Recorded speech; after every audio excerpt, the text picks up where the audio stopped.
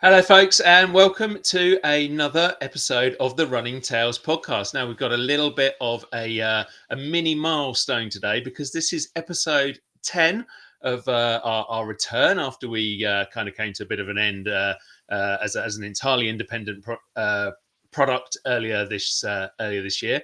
And this is episode 10 of us collaborating with the absolutely brilliant team at Run Try Bike as part of the Everyday Athlete Podcast Network. So 10 episodes in, we've got a wonderful guest today in Ali Lopez, and I'll tell you a little bit about Ali in a minute before we introduce her. But despite how amazing our production team is and everyone at Run Try Bike, we need your help as well. So please go to the Everyday Athlete Podcast Network after we finish this conversation, or if you're listening on podcast, you can probably do it while you're listening to this, and click to give us a 5-star rating. It helps us absolutely massively to reach more and more people who can listen to this and hear the extraordinary stories of people like Ali and all the wonderful guests that our other hosts like Joe Hardin and Jason and so on have on their wonderful podcasts. So please do that, and it'll absolutely help us to reach more people, which is massively important. This is a growing network. We've got 7 different podcasts, and I get inspired by the guests that I have on here and by the stories that I hear on the rest of the network. So I hope you do as well. Anyway, enough of listening to me trying to give you a bit of a hard sell there. Let's talk a little bit about Ali Lopez. Ali is a bit of a late bloomer when it comes to running. She didn't take up the sport until she was 48 when she fell in love with it after completing a first half marathon. But she didn't mess around after that. Before long, she was running, qualifying for and completing the Boston Marathon. And not long after that, she discovered trail running and then ultra running. And she's just not stopped since then. So listen, let's talk to Ali. I found her on her Substack newsletter, Next Obvious Thing. Check that out as well. But let's bring her forward and let's have a chat with Ali about running. Hey, Ali, how you doing? Good. Nice to be here. Thank you so much for joining us today. So listen, I mentioned briefly then that you didn't start running till a little bit later, 48. I'm 47 now, so starting the sport at this time must have been something a little bit different. What prompted you to suddenly decide that you wanted to give running a go? I'm trying to think back to it because it was a while ago, even though it doesn't seem like a while ago. And I actually used to mountain bike a little bit. And at one point, I moved somewhere in some of my many moves, and I really wasn't able to mountain bike, but I still wanted to get outdoors. So I think that's when I just sort of took up just kind of running, just to kind of keep myself active. I lived in the woods, so kind of just running around dirt roads and things like that. And I think that's just where it started, but I didn't kind of get the hook right away.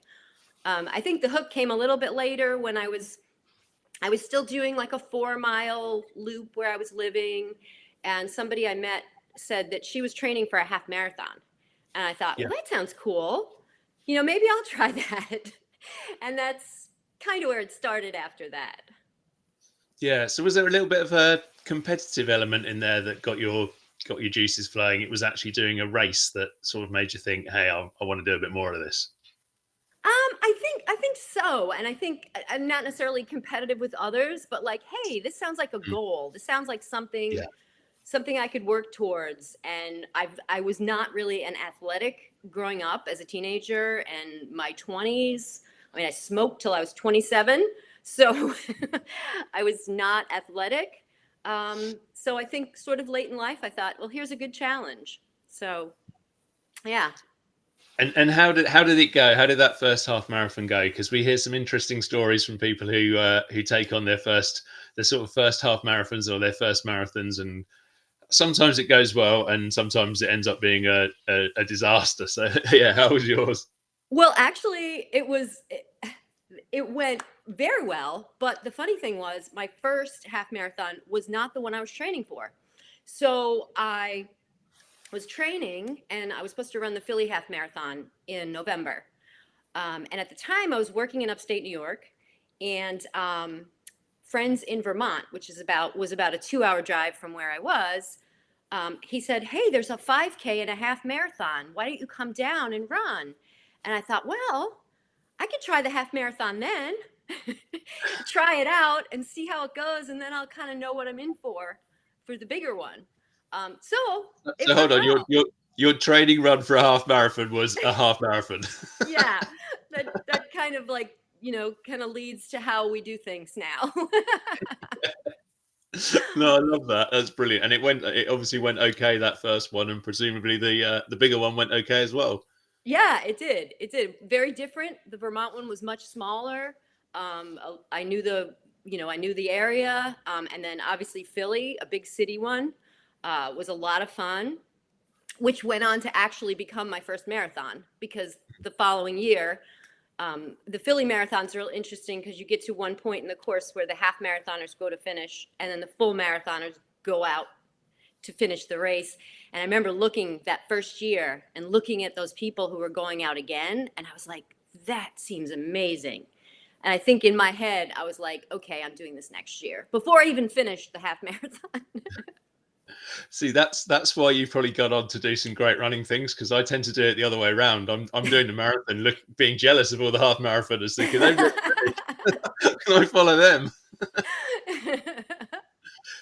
So you obviously had the bug by then, and you went on and did you go on and do that Philly marathon the next year? Was that your I first did. sort of marathon? Yeah. Yes, that was.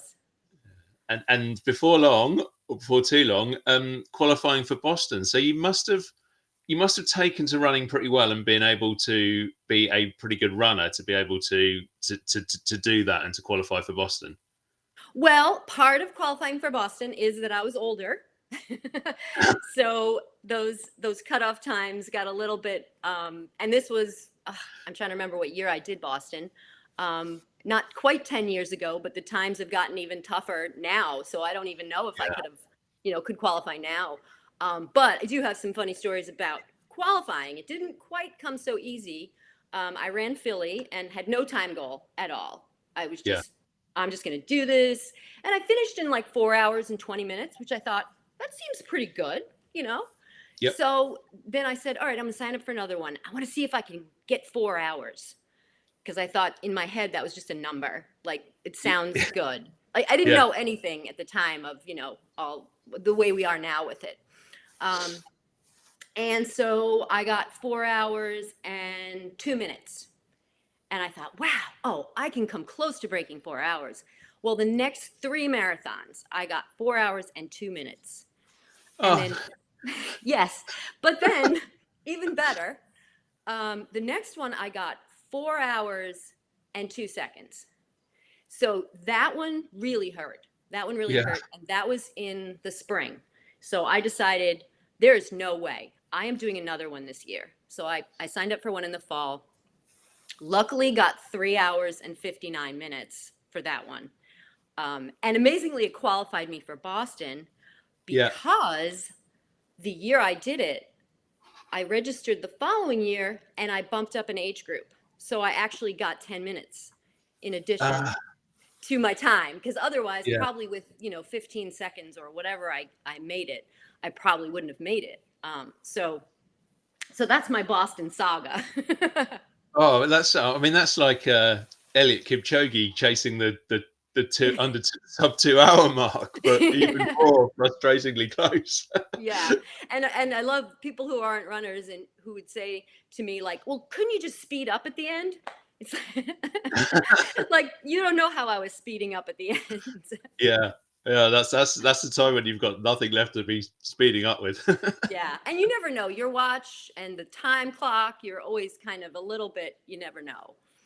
Oh, well, yeah. I mean, you're always kind of guessing when you cross the line, when the sort of chip officially started, and so on. Yeah. So, and you can never quite trust the brilliant job that I think they do, but you can never quite trust the pacers or anything either, because Yeah. they can't be, especially when it comes down to seconds. But well done on qualifying for Boston, and obviously made it there and finished it. What was that like, doing a really iconic race like that? Well, it's funny because my goal wasn't even to qualify for Boston. My goal was to break 4 hours. I just had this Yeah. weird thing in my head that I wanted to break 4 hours. And then when I did, somebody said, "Well, you probably can qualify for Boston with that." And I was like, "Yeah, but I don't." I don't really care about running that race. Like, because it Right. was big. It Yeah. was, I'm from New York. So New York, Boston, not necessarily, there's that rivalry. And I was like, well, I don't know. It's not my city. It's a big race. Mm. Um, I'd love to do New York.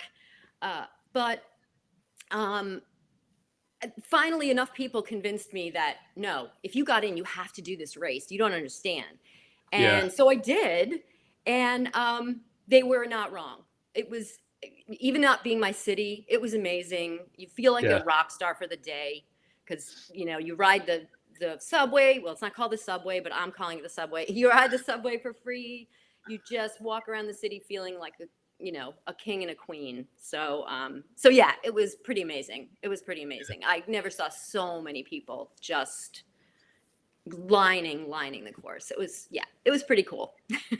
Yeah, I mean, I've watched it on TV, obviously, and seen how many people there are watching it. I guess the nearest comparison I could make is having seen my wife do the London Marathon last year, Mm, and with the huge numbers of crowds there, it's just incredible the way they cheer all the runners on, and I think it must be the same at somewhere like Boston. But yeah, I'm um, sure. Yeah. yeah, did you ever, or have you ever gone back and done and done New York, and also was it better? There's a story too. Right. So New York has a lottery, and the lottery is incredibly difficult to get into because Yeah. of there's so many variables, there's so many layers to it. Like, I don't even understand it. So I had put my name in for, I want to say, 5 or 6 years. It could even be 7. And I got in 2020. And the race was canceled in Oh yeah. 2020. Yeah. and Yeah. 20 and I think we had to decide, I want to say, in the summer. So while COVID was still very real and very scary, um, we had to decide, do we want to put it off till next year? Do we want to just get a refund? You know, and at the time, I think I was just in such a COVID blur that I said, Mm. I'm just going to take the refund because I don't know when this thing is going to really happen. Now kicking myself because I've still put my name in every year to the Uh, lottery and have not run it. So oh, well, good luck for getting in that lottery again. It is yeah, the yeah, way these majors and these massive races kind of do things. It no one's ever quite happy with it because I think it's impossible. London obviously has the lottery. I've tried about 6 or 7 times, never got in. yeah. Uh, Michelle, my other half, tried 10 times and ended up giving in and do it. She actually did a charity place in the end, which is lovely, but it's pressure of its own. You have to raise like a couple of £1,000s, which is it's a lot of money to be pestering friends and relatives for. So Yes. it's Yeah. tough to people to for people to get in these races. And yeah, it sounds like New York's the same. But then when you go the Boston route and start telling people they need to achieve times, that obviously some people don't like that either, do they? Right. I know. I don't think there's any perfect way. I mean, I guess at least the fact that I've been doing these ultras for, a number of years now, the road marathons have a less and less appeal to me. So there's Yeah, less of that, oh my gosh, I really want to do this. I mean, of course, I'll always put my name in for New York just because it's my backyard, it's my home and it yeah, would be fun. But I also feel like there's plenty of other races that, I can have fun at. So, yeah.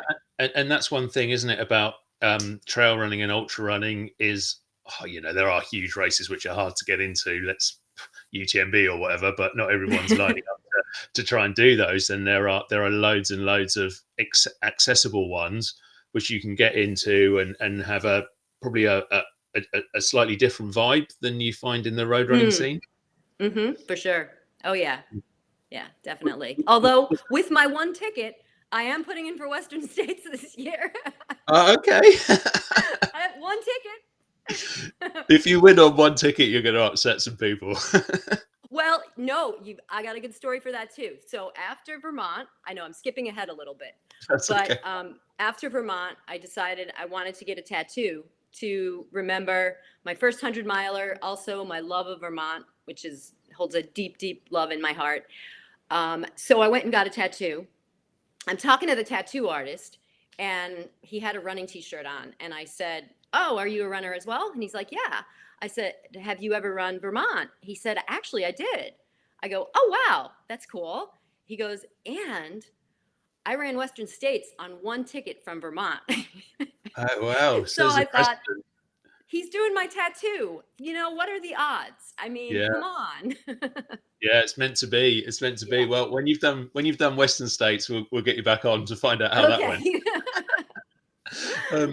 But I guess in the meantime, tell us about what moved you on from being a road runner to doing trails and to doing ultra marathoning, and what you love about doing those greater and greater distances.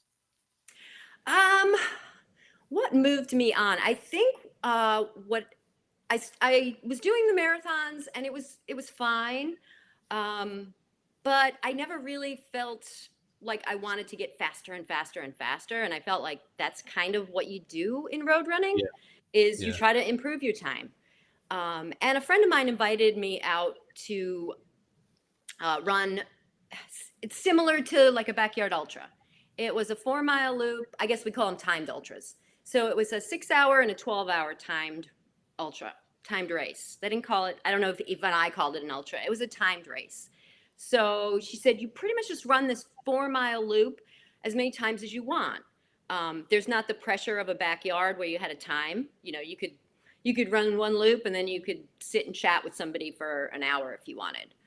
yeah, So she was doing the 12 hour, and I said, "Well, I don't know about 12, but I'll try the 6 hour. Why not?" And so went and did this race, and just had a blast coming back through. Each time you came through the start finish, chatting with people, eating all sorts of, like, I wasn't eating gels and chews. It was like I was eating quesadillas and peanut butter, and I was like, "This is yeah, amazing. It's like a party and a picnic." And I ended up with 32 miles in the 6 hours. And I was like, this is fun.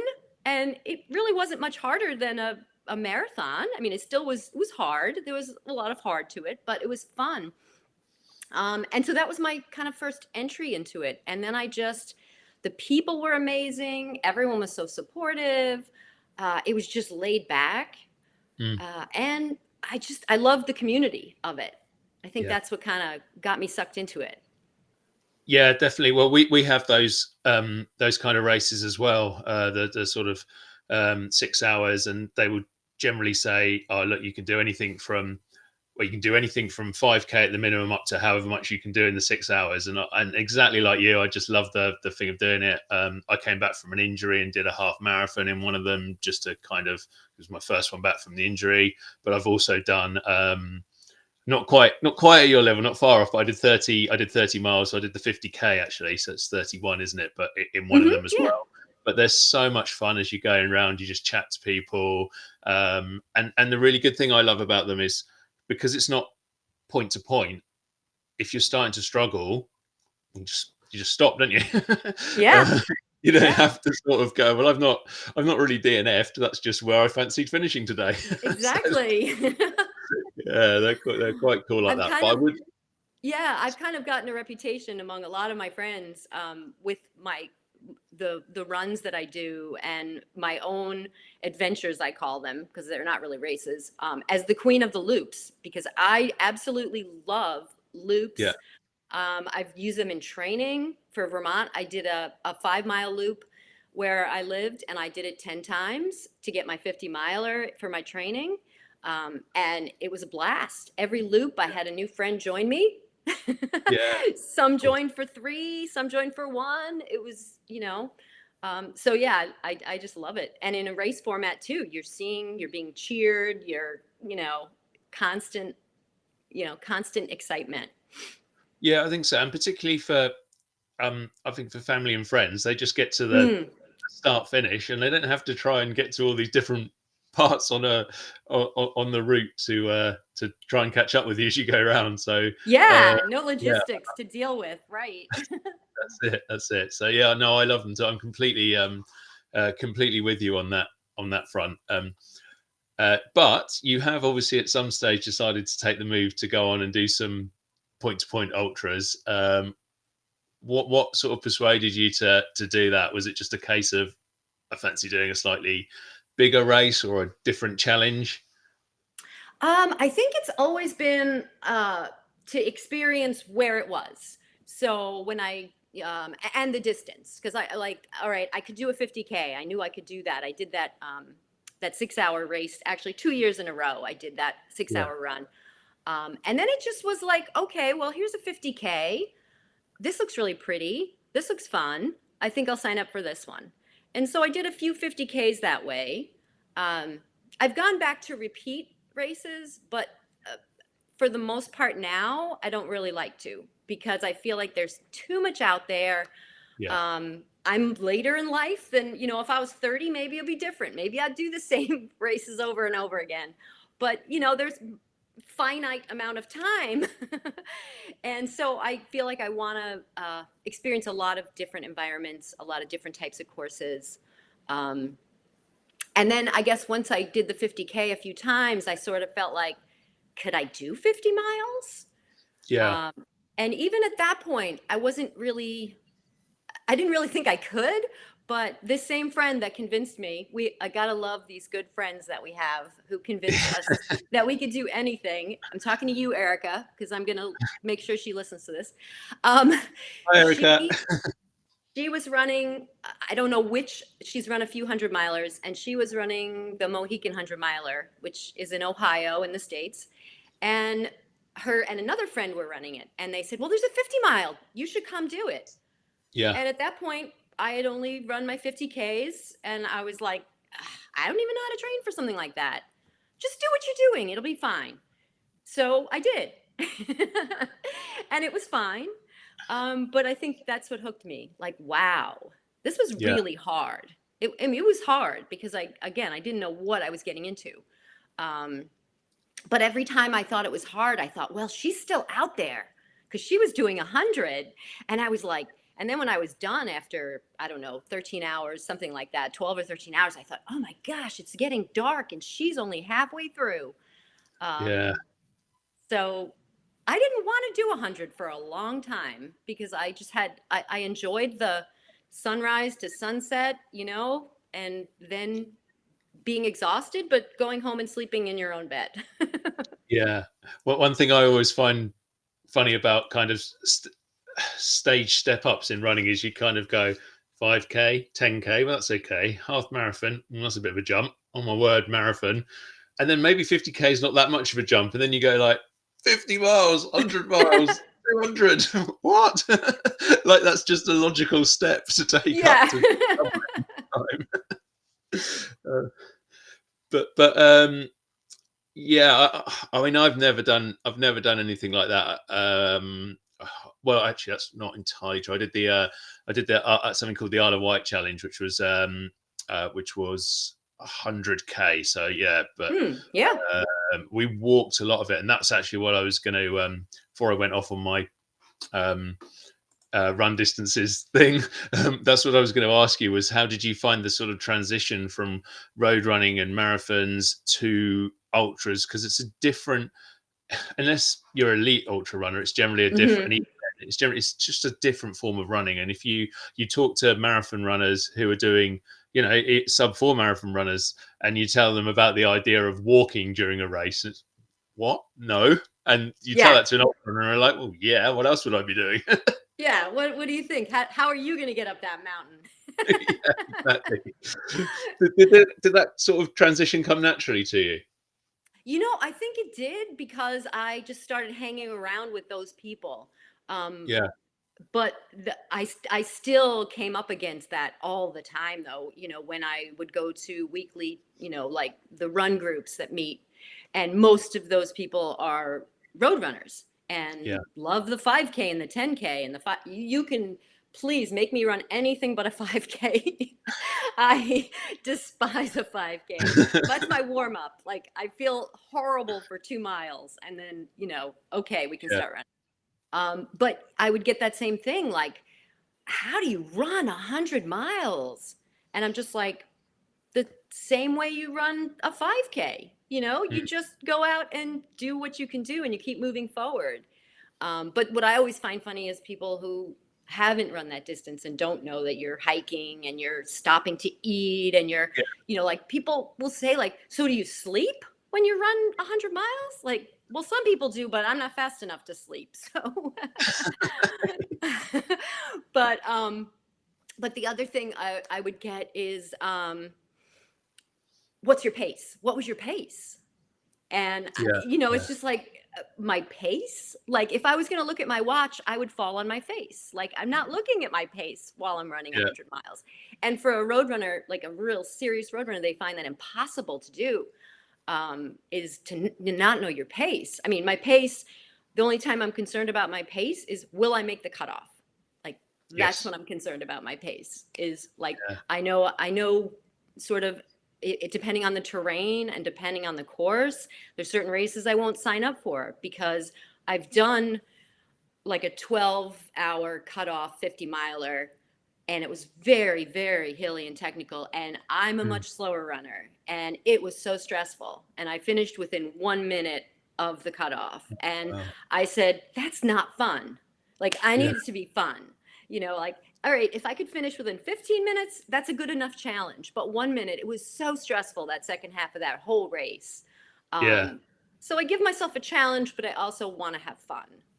Um, Yeah, in doing definitely. it. The thing that always, or the race that always stands out to me when it comes to cut-off times is watching people at Comrades who come in. Is it 12 hours the cut-off there, where they literally, if they hit the line at 12:01 or whatever it is, that's it. They don't get they've Oh, DNF.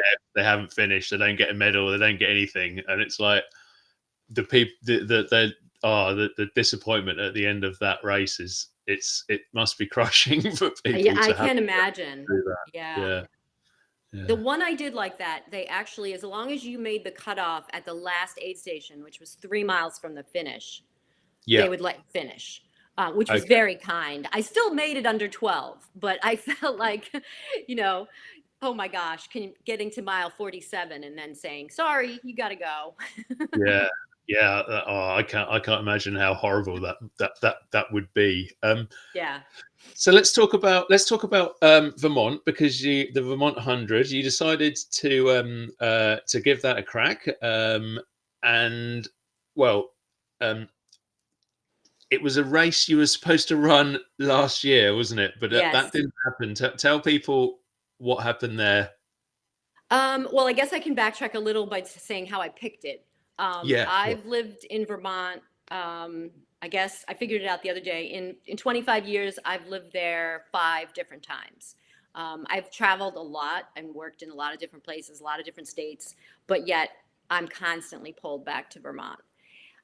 So I was living in Vermont and I had a bunch of friends who had run Vermont. I had heard about it. At that point, I'd only run 50 miles, or I had done 100K, and really had no interest in 100 miles. I was like, no, I like to sleep. I don't really need to go overnight. I have some vision issues, so I also was worried about running at night. But I decided, you know what? I'm in Vermont. I'm going to volunteer. So in 2022, I signed up to volunteer at the Vermont 100.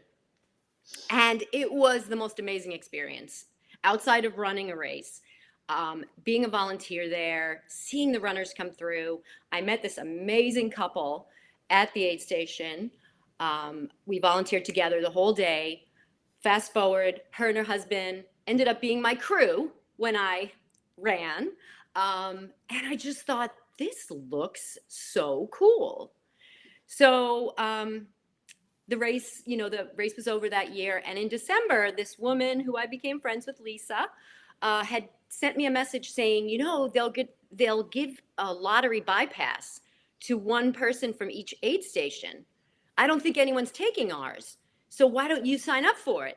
And I was like, well, if I do this, will you be my crew? That was my caveat. And she Yeah, goes, oh yeah, we'll do it. We'll do it. And her husband had actually run the race a few years earlier. So I signed up for it literally because she said she would crew me. Um, yeah, so that was 2023. So started training in January.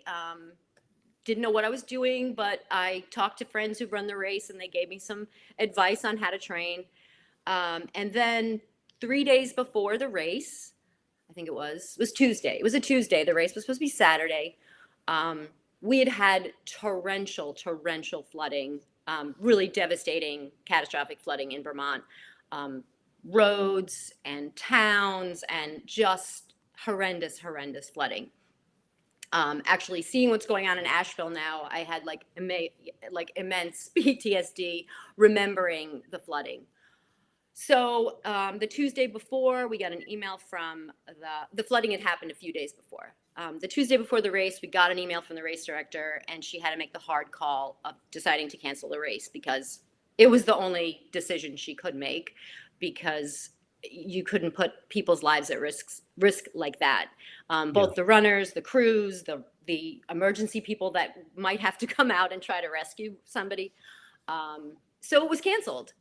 And it was heartbreaking, but it was more heartbreaking to see what happened to my state. Yeah. Um, so I didn't run it in 2023. Was there any thought when you didn't run it in 2023? Oh, that's it. I can't go through all this training again for a 100 miler, or were you even more determined to do it again then? I think I was even more determined. And what a Mm. lot of people would say to me is, well, just find another race because you're all trained. And I was like, Yeah. I don't want another race. Like, I feel like for me, I needed a race that I had my heart tied to, because that's what's going to pull me through at mile 70. Yeah. Like, if it's just some race, for me personally, for some people, it's just, I want to conquer that distance, and that's great. For me, I knew I needed something more personal and a reason why. So I thought, okay, I'll find something else to do in the fall. Maybe that's going to, give me that, kind of put my miles to use. But Yeah. what I always say is I love the training, and I think you have to, because that can happen with any race. You train and train and train, and then something happens, and so you say, I did all that training for nothing, and that's not it at all. I love the training. I had so many fun training runs with different friends and adventures, uh, that I still felt um, like wasn't wasted. And Mm. in fact, my friend Erica, the one who convinced me to do that first ultra, was coming out to Vermont from Michigan to run my first 100 miler with me. She signed up for it as a 100 miler herself. Um, and she couldn't cancel. She had, her vacation was going to be in Vermont. So we did run 20 miles that Saturday together. Not the 100, but it was still special. It was still very special. Yeah, definitely. And I mean, I think to a degree with any race, you have to love it, but particularly when you're talking about the kind of distances you're talking, because it requires so much training. If you were kind of only all about the race, well, you'd never get to the race, would you? Because you just wouldn't have the ability to go out on those rainy days, or those really hot days, or the days you just didn't feel like it, I suppose. Yeah. Yeah. Totally. So yeah, so when this year's lottery opened up, I like put my name in right away, and said, okay, I'm doing this in 2024. And Lisa and Scott signed on again to be my crew. Another woman who I met at a different race was going to be my pacer. So I was all dialed in again. And then the week before the race, Vermont had, like, on the exact same day we had the flooding last year, we had flooding again. Luckily, the flooding was not in the area of the race. It was still pretty devastating for certain parts of the state, Yeah. but the race was able to go on. Because when that happened, we all thought, "Oh my gosh, what is happening?" I mean, is that So is that so for me as much as anything, but probably for other listeners who might be in different places around the world, is that normal for Vermont to get that kind of no, rain? no. I mean, we get rain like anywhere else, but Sure. what happened here is it was heavy, consistent rain when we had already had a lot of rain, so the ground was very soaked. And Yeah. Vermont's terrain is also extremely mountainous, but we have rivers and streams that flow down, and typically they're not raging rivers because Mm. they're just from snowmelt for the most part. But what happened with so much rain is the ground just couldn't absorb it. And then they just would flood the banks. And then because the Yeah. ground was soft, trees would come down, and then that caused problems of its own. So it's not a typical, although with climate change, sadly, it could be more typical. Um, Yeah. Yeah. Oh, well, just such well, bad luck, I suppose, to have had it for 1 year and then almost the next. Did it yeah. affect? Did it affect your actual race? Because of course you did actually manage to get out there and do it this year. It did not. Luckily, I was able to, my area where I was living was not affected, and where the race was, which was about an hour south of where I live, was not affected. So yeah, so was able to go on. We had amazing weather. I mean, Vermont in July um, typically is very warm and very humid. Doesn't always have to be unbearably hot, but it can be because it's the Mm. northeast of the US in July. But we were pretty lucky. It never got super hot. I mean, yeah, you're going to get warm midday, but the humidity was no humidity, comparative to some years. So we Yeah. really lucked out. It didn't get too cold at night. So, you know, there wasn't that huge difference. I wish I could say it went so smooth, but does any 100 miles go smooth? But I finished, and Yeah. that's what matters. And could not have without my amazing crew, and I thank them a million times over and over.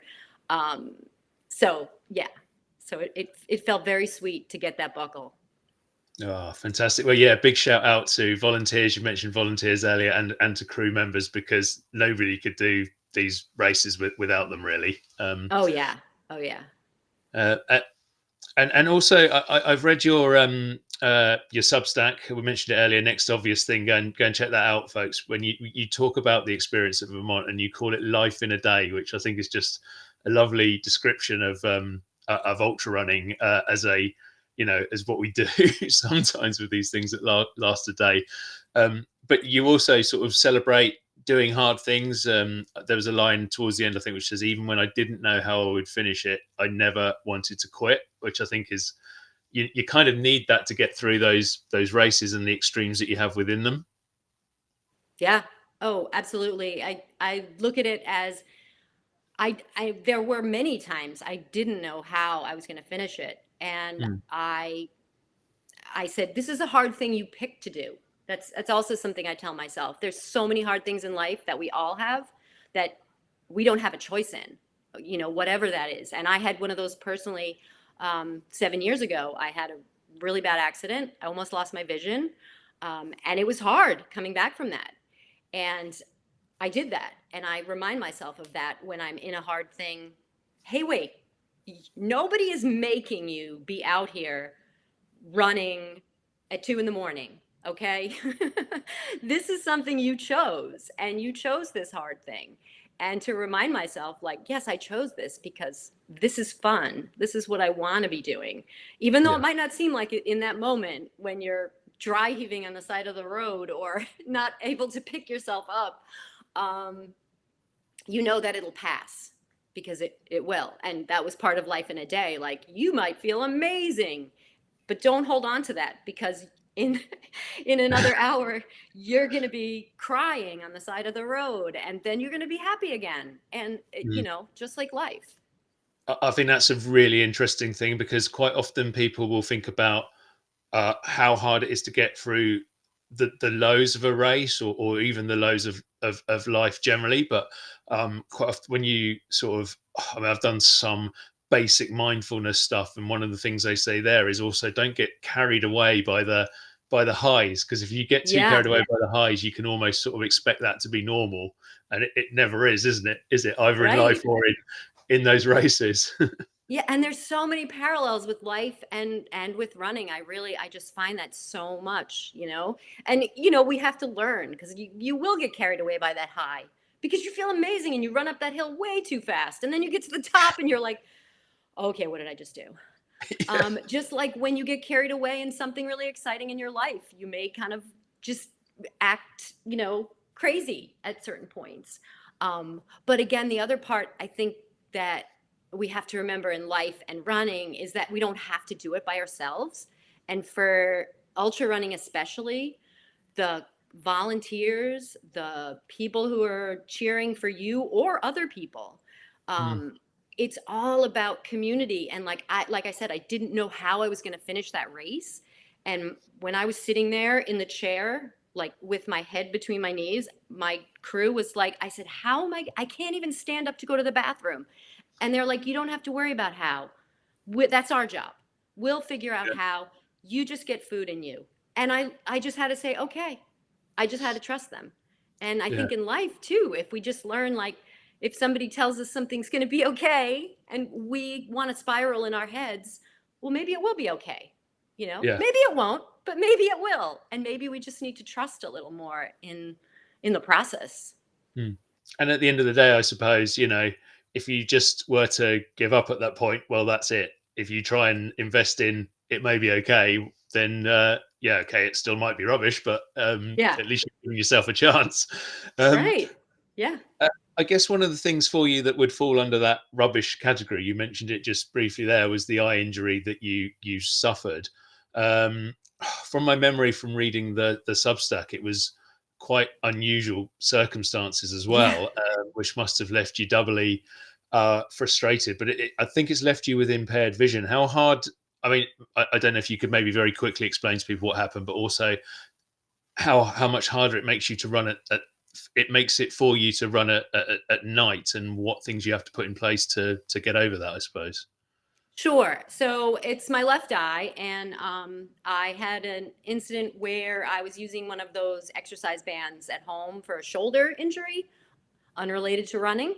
And the exercise band snapped. It was on the door and basically came like a slingshot and hit me in the eye. Ended up with a detached retina, a lot of other issues, had 4 or 5 surgeries, and they were able to give me vision back, which was amazing because I didn't know if I would have no vision, because I had no vision when it happened. I was constantly during my rehab. During when I would come back from a surgery, I'd keep putting my hand over my right eye to see if I could see anything, and it was black. And I just kept having to say, okay, well, they said it was going to be like this. Like, it's going to take Uh, time. Um, but so over It's been 7 years now, and the first few years back was very challenging because with depth perception, my depth perception is a little bit off. I have no peripheral in my left, so on your left I literally have to turn my head to the right to see somebody on my left. But the human body's pretty amazing mm, because my right eye has compensated so much that I feel like my vision has, over the last couple of years, gotten a little bit better, only because I've gotten so used to it, and I think my body's compensated. I still don't have the peripheral, yeah. but because people would say, well, why are you running trails if your depth perception's so bad? I said, because I love them. So I just slow down. I just have to slow down more than I used to, because I don't want to fall. Fall more. We all still fall. Um, but yeah, so it makes it challenging. At night I have some challenges, but it's more glare that actually, so headlamps into my eyes, because this pupil also stays dilated. It doesn't get smaller when someone shines a light in it. So Right. if people are coming at me with headlamps, it really is disorienting. So it's smaller adjustments that I just have to make. But I'll take them for the fact that I can still see, I can still get out there, and yeah. And there was never a thought of you thinking that it might stop you from running. You were determined to keep going, this thing that you'd grown to love by that point. Yeah, I mean, my surgeon was amazing. My surgeon, when I first went in, the first surgeon that I saw, he kind of looked at my chart, or I don't even know what information he had, but he said, "Oh, it looks like you're an athlete." And I must have said that at some point. And he had said, and I never really thought of myself as an athlete, but he goes, "Well, I don't think you'd be able to train for a while." But he had said for a while. He had never said, I think, you know, you might not be able to do this anymore, which I Yeah. don't know if I would have believed. But at every stage of the game, every surgery, every visit that I would come back, he would say, I'm cautiously optimistic. And so he was cautiously optimistic, so was I. And I just Yeah. wasn't going to let that go. And ironically, my first race, I say, after my injury, I was allowed to walk. I wasn't allowed to walk. I wasn't allowed to get up off the couch for like almost 2 months. The recovery was really my hardest ultra. But my first group run at back was a 5K race. Yeah. And I literally cried at the end. Not Yeah. because I hated the 5K, but that I was running again.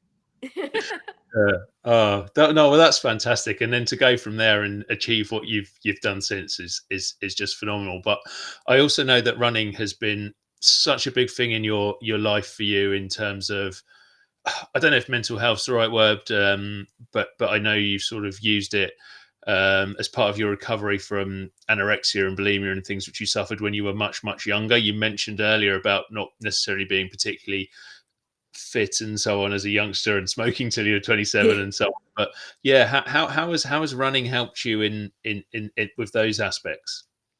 I think it's just reframed in my mind how my body is so much more of what it can do Mm, than what it looks like.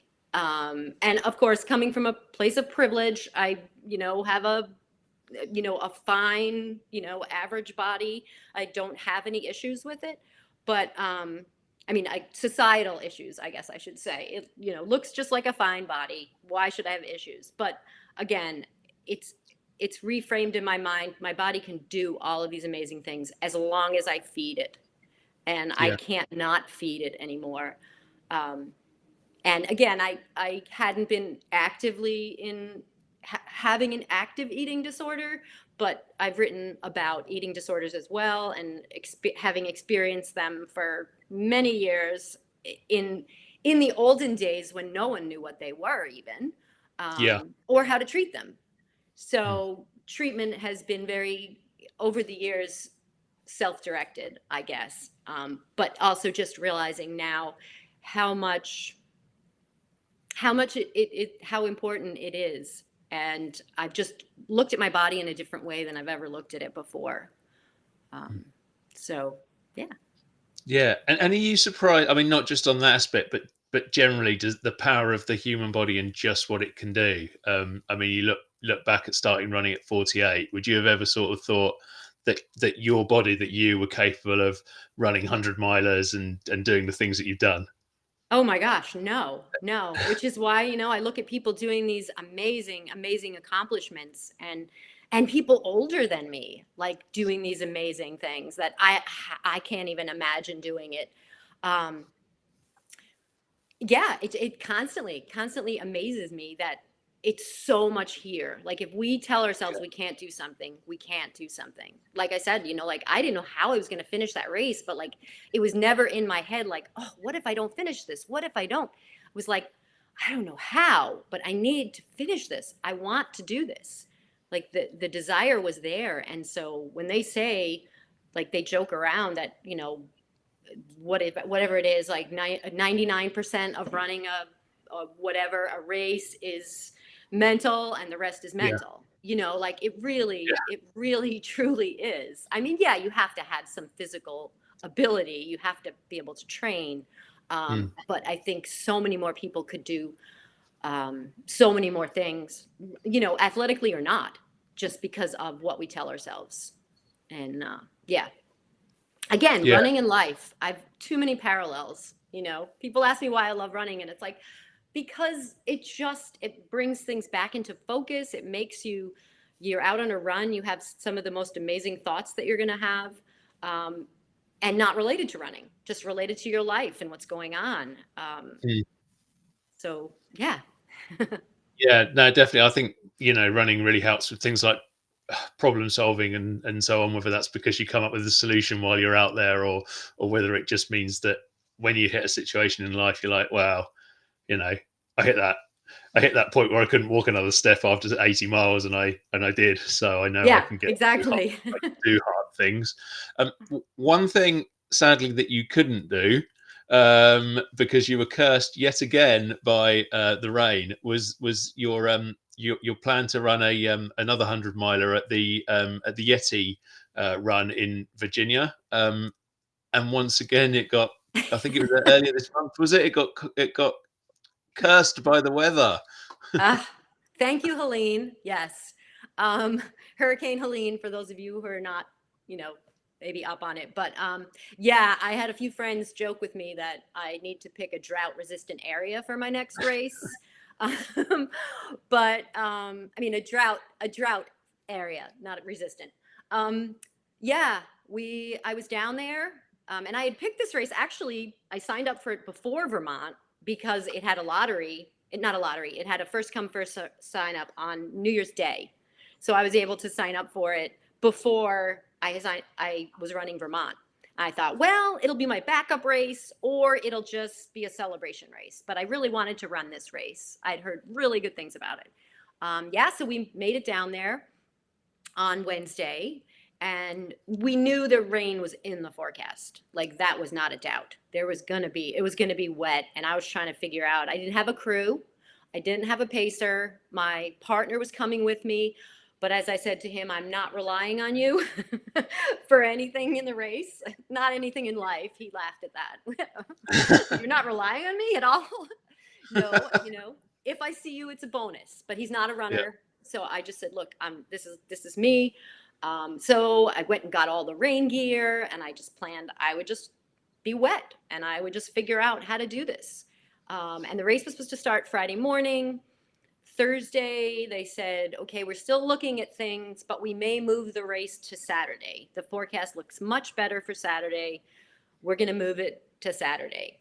So I was like, okay, that's fine. We just spend an extra day and I'll have another day to eat more bagels, that's yeah, fine. But Friday morning, the Thursday night into Friday morning, the weather was horrible. And Friday afternoon, we got the email from the race director. He was heartbroken because not only did he have to cancel the race, but people were unaccounted for, houses were floating down the river. It was bad. It was really bad. The yeah, town of Damascus, where the race was supposed to go to, was just not almost not there. Um, so again, while it was sad not to be able to run the race, my heart just went out to all of the people, and I knew that that was his right decision. So again, I had enjoyed my training. So I went out after I got that email, I needed to go burn some energy. So I yeah. just the course, the creeper trail that it was on was closed, but I just went into town and I ran up every hill I could find. And I got my Yeti 10 miler, I call it, as my, just release, to cry and smile and be grateful. So, Yeah. yeah. And be grateful is interesting, is it? Because you still managed to get out there, and it's also, I suppose, you know being grateful that you're not in the situation of those poor other people who are losing their homes and so on, losing the ability to run a race. Yeah, it's sad you want to do it, Mm-hmm. but at that point when livelihoods and etc. are being lost, it really isn't that important, is it? I suppose. Yeah. Yeah. Again, I can run tomorrow. Some of these people will not be running for a while. Some of these people won't even be here and their house won't be there. Yeah, So yeah, and gratitude is always something I run with. I'm just so grateful that I get to be here. I get to do this. No one's making me. When I hear people say I have to go for a run, no, no, you get to go for a run. yeah. You don't have to do anything. You get to go for a run, and yeah, yeah, just really really grateful. No, And no, I like. we did still have packet pickup, and all the runners, you would not have known that we weren't going to run a race the next day. Everyone was just so grateful that they Hmm, were able to be here and support the community. And the race director donated all the race proceeds, all of our entry fees, to the town for the wow. recovery effort. So I felt like, okay, this is a good thing. I didn't feel like, Yeah, oh darn, I'm out money. Like, no, here's my gift to this community. So, Yeah. and I'll Yeah. be back next year.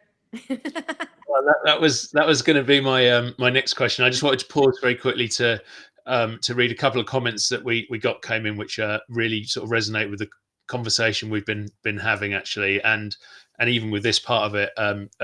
Jason, who is producing this, Jason Bahamundi, said you run 100 miles by running 1 mile 100 times, which I think is Yep. a bit of a truism, but it's definitely true. Yeah. And we also had a comment from Badwater06 to say that I've found that running ultras has helped me to get through some especially difficult times at work, which again is fits in exactly with what we've been talking about Mm-hmm. today, doesn't it? Yeah. But yeah, my next question to you was going to be what next, and are you going to be doing what you did with Vermont and going back and giving this one another go too? I probably won't go back and do Vermont.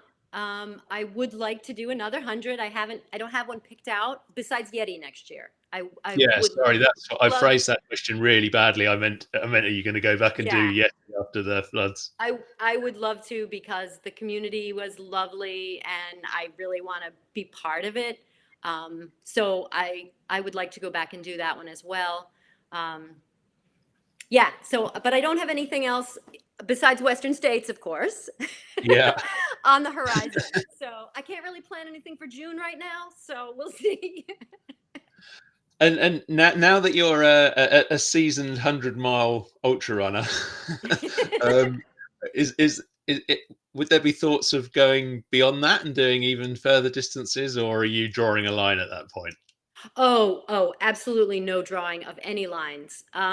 Except I would love to do a 200 miler because from what I see from them, and I have a friend that's her and her husband have done one, actually the same one 3 times already over across the pond, I should say, the Wales, the 200 in Wales.